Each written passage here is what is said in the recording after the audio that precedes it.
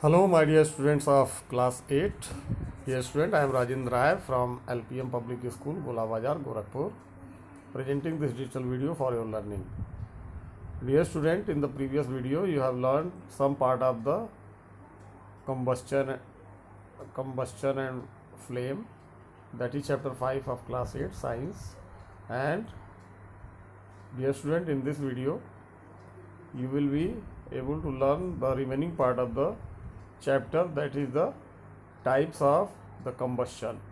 So dear student, the combustion takes place in the different conditions under the different circumstances, and in the different circumstances combustion occur, and there are 4 types of the combustion.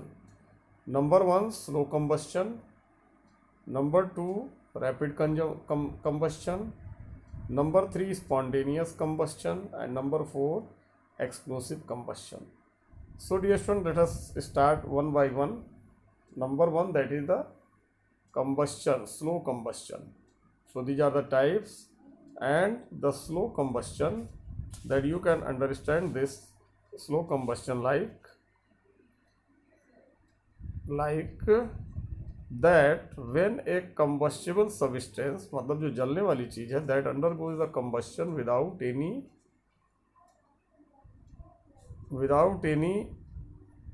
ignition or external heat, and produce very little heat, but no light is produced in this process. For example, known as the slow combustion, that is the digestion and respiration.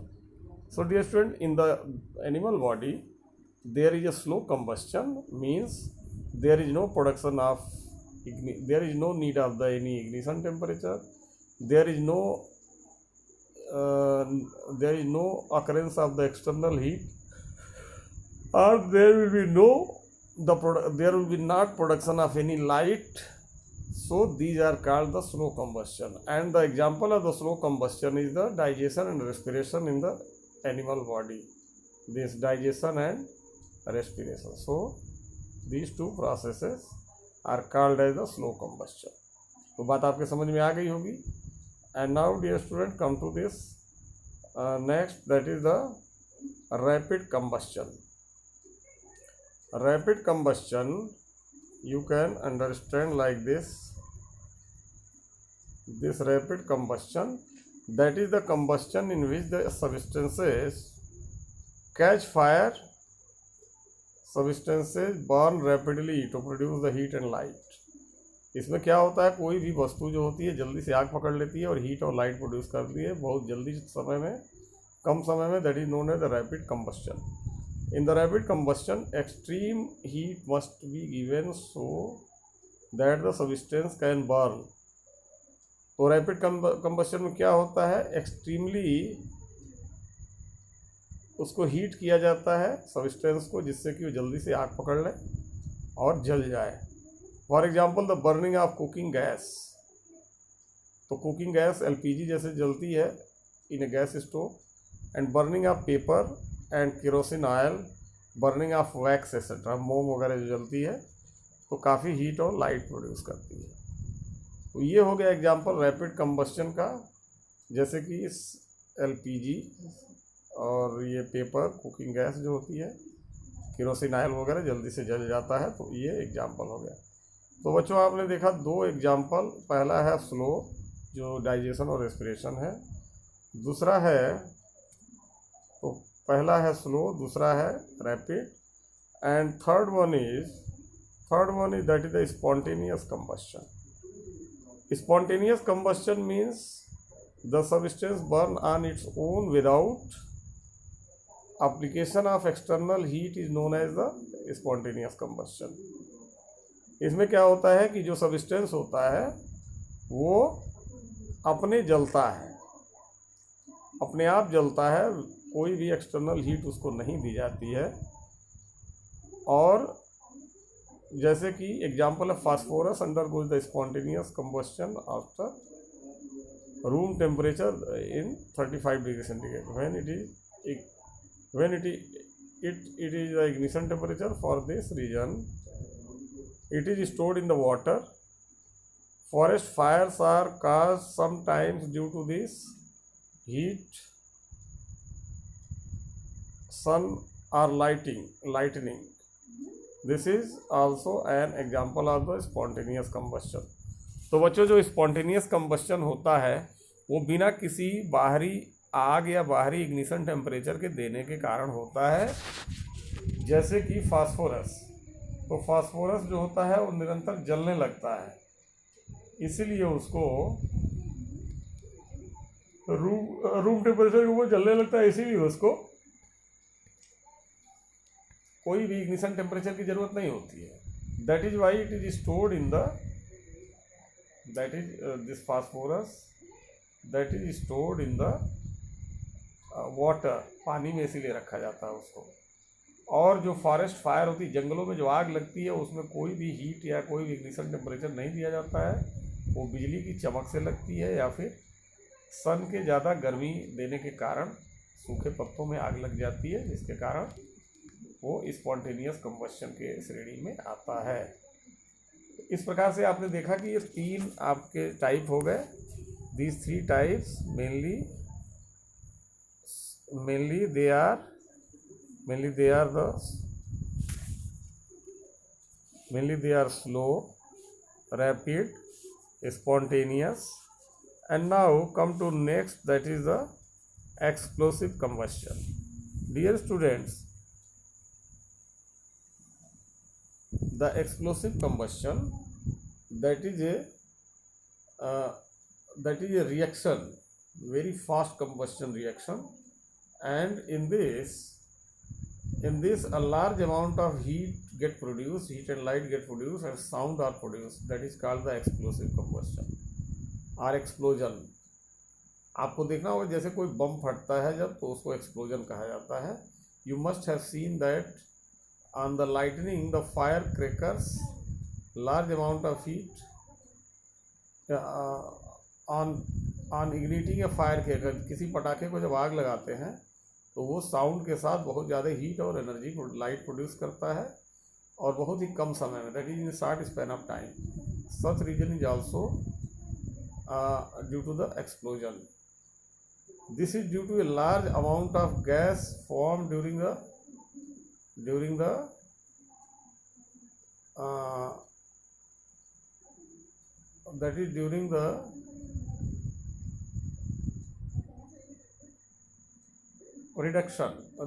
reaction. तो ये जो reaction होता है पटाखे के अंदर, जब आग जलाते हैं तो बहुत ज़्यादा गैस बनती है, जिसके कारण which try to escape explosion. Explosion can also take place if pressure is applied the cracker. तो एक्सप्लोजन तब भी होता है जब पटाखे के ऊपर दबाव पड़ता है. जैसे पटाखे को पटक के फोड़ा जाता है तो उससे क्या होता है, उससे एक्सप्लोजन होता है, क्योंकि उसमें हल्का सा इग्निशन टेम्परेचर मिल जाता है और वो जल उठता है और उसमें बर्स्ट हो जाता है. Dear student, now these are the different types of the combustion, like slow, rapid, spontaneous and explosive combustion. And now let us see how do we control fire. हम आग को कैसे काबू करते हैं इसके बारे में आप जानेंगे. और देखिए, we have learned that the fire is produced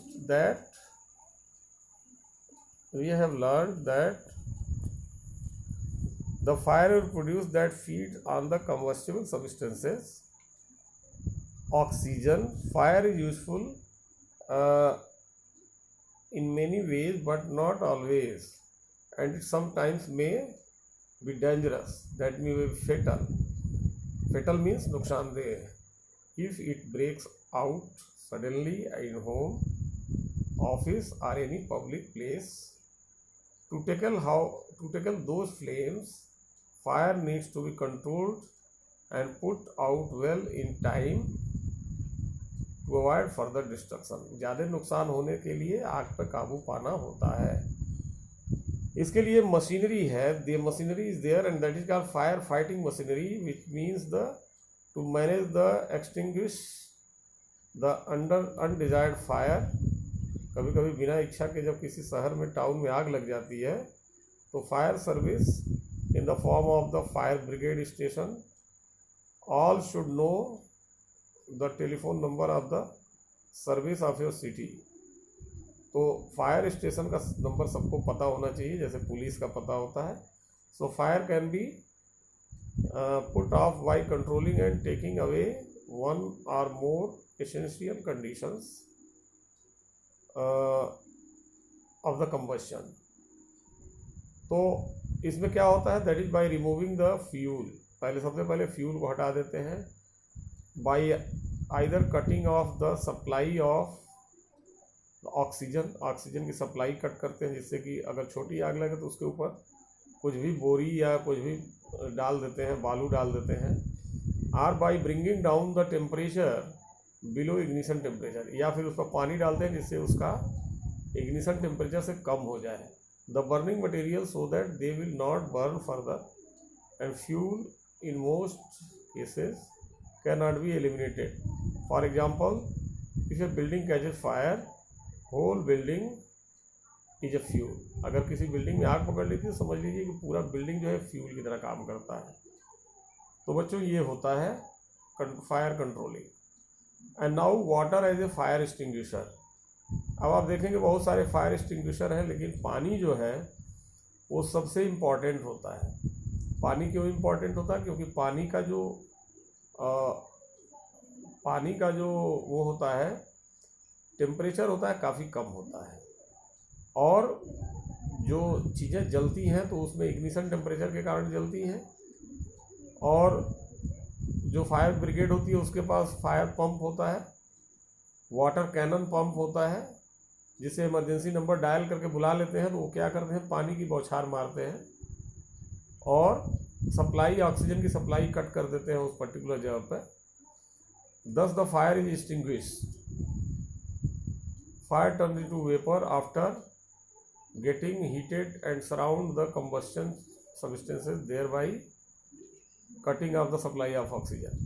इस प्रकार सबसे पहले पानी की बौछार डालते हैं, उसके बाद the fire produced by the burning oil and petrol cannot be extinguished by using water, because water is heavier than the oil and petrol, so it sinks below the oil and oil drops burning on the top. इस प्रकार से देखेंगे अगर petrol और diesel जल रहा है, कहीं पर तेल जल रहा है और पानी उस पर डालते हैं आप, तो पानी नीचे चला जाएगा, ऊपर से पेट्रोल और डीजल जलता लगेगा, क्योंकि पानी जो होता है हैवी होता है इन सबों से, और ये ऊपर आ जाएगा और जलने लगेगा. The fire caused by the electrical short circuit in an electrical appliances should not be extinguished by the throwing water. पानी बिजली वाले सामान पर जहाँ कहीं शॉर्ट सर्किट लगती है नहीं डालना चाहिए. That conduct electricity and harm the house those trying to douse the fire. तो पानी जो होता है बहुत महत्वपूर्ण होता है, आग बुझाने के भी काम आता है, लेकिन इसकी उचित जगह होनी चाहिए. ठीक है बच्चों. अब इसके बाद आता है carbon dioxide as a fire extinguisher. तो ये देखते हैं carbon dioxide that is a fire extinguisher. ये कैसे होता है आप इसको ज़रा ध्यान दीजिए. तो कार्बन डाइऑक्साइड CO2, आप जानते हैं कि जो आग जलती है that is in the presence of the oxygen. Oxygen के प्रेजेंस में आग जलती है, लेकिन अगर कार्बन डाइऑक्साइड उसके ऊपर उसका ऑक्सीजन सप्लाई बंद कर दिया जाए, और मतलब कि कार्बन डाइऑक्साइड कोई ब्लैंकेट अगर डाल दिया जाए किसी जलती हुई चीज़ पर, तो वो सीधा समझिए कार्बन डाइऑक्साइड उसके ऊपर पड़ रही है, ऑक्सीजन कट ऑफ हो जा रहा है और वो फायर को एक्सटिंग्विश कर देगी, फायर को बुझा देगी, आग को बुझा देगी. तो carbon dioxide use as a fire extinguisher for fire which are caused by the materials like petrol, kerosene और any other inflammable substance. Inflammable substance का मतलब होता है कि ज्वलनशील पदार्थ, जैसे पेट्रोल, केरोसिन और एनी अदर इनफ्लेमेबल सब्सटेंस और fire caused by the electric equipment. तो इसके ऊपर क्या होता है, इस जगहों पर कार्बन डाइऑक्साइड का जो एक्सटिंग्विशर होता है उस कार्बन डाइऑक्साइड को यूज़ किया जाता है. बहुत सारे फायर एक्सटिंग्विशर में कार्बन डाइऑक्साइड गैस पैदा की जाती है, इससे बना होता है, उसको उल्टा पटकते हैं और उससे CO2 बनती है जिससे कि फायर बुझ जाती है। तो बच्चों यहाँ तक जो आपने देखा अभी वो डिफरेंट फायर एक्सटिंग्विशर, जैसे वाटर हो गया लेकिन वो उचित जगह पे, कार्बन डाइऑक्साइड ये भी अपने सुटेबल प्लेस पे काम करती है, and foam type fire extinguisher. जो फोम टाइप फायर एक्सटिंग्विशर है, ये देखिए ये फायर एक्सटिंग्विशर्स हैं, extinguishing fire with fire extinguisher. Carbon dioxide gas देते हैं आग के ऊपर और वो बुझ जाती है, ये फायर एक्सटिंग्विशर है। ये extinguishing fire with water, water cannon दिया जाता है आग के ऊपर और इस प्रकार से आग बुझाई जाती है। तो ये विजुअल्स हैं, इस विजुअल के आधार पर आप इसको समझ सकते हैं। And now the foam type fire extinguisher. Foam extinguisher are used in flammable liquid fire. The solution of sodium bicarbonate and aluminum sulfate in separate sections mixed when the extinguisher is inverted.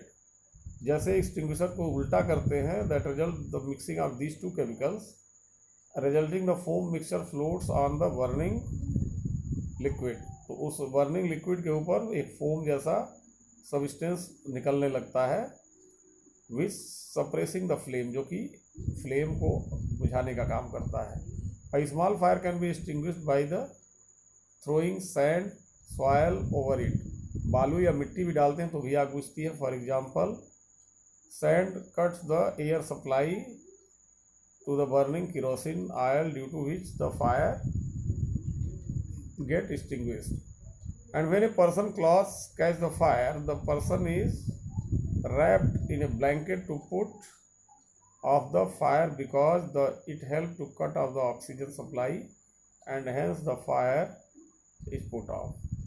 तो बच्चों इस प्रकार से ये जो different fire extinguisher है, foam type fire extinguisher, carbon dioxide, water, types of the combustion और fire control, ये सारे टॉपिक्स जो है आपको इसमें काफ़ी एलेबोरेटिव है और आपको इसमें थोड़ा ध्यान देके पढ़ने की ज़रूरत है, आपको समझ में आ जाएगा। एंड नाउ बच्चों last, this is the topic that is the flame. आप जानते हैं कि जैसे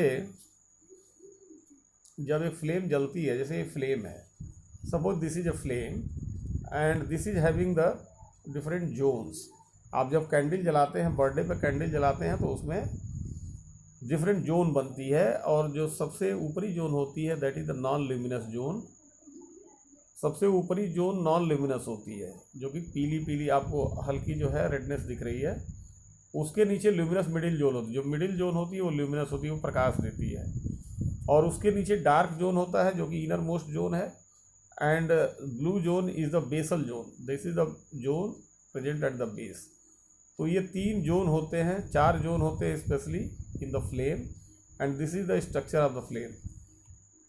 so the outer zone that is the non luminous outer most, middle zone that is the luminous, and the inner most that is the dark zone, and blue zone that is the base present at the base of a candle flame. इस प्रकार से ये flame का structure है और ये flame जो है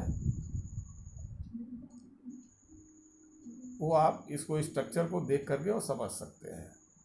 नॉन ल्यूमिनस का मतलब बिना प्रकाश के, सेंट्रल ल्यूमिनस जोन का मतलब that is the incomplete combustion, ठीक है।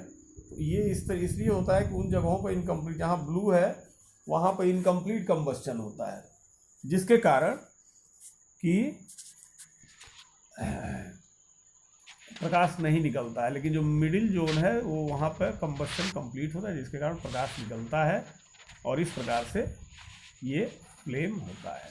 तो बच्चों इसमें एक पार्ट और होगा वीडियो का, जिसके बाद आपका ये चैप्टर फिर क्वेश्चन आंसर पे आ जाएगा और आप इसको ध्यान से पढ़िए, अपनी कॉपीज़ वगैरह कंप्लीट करते रहिए। सो तब अगले वीडियो तक के लिए थैंक यू, धन्यवाद, गुड डे।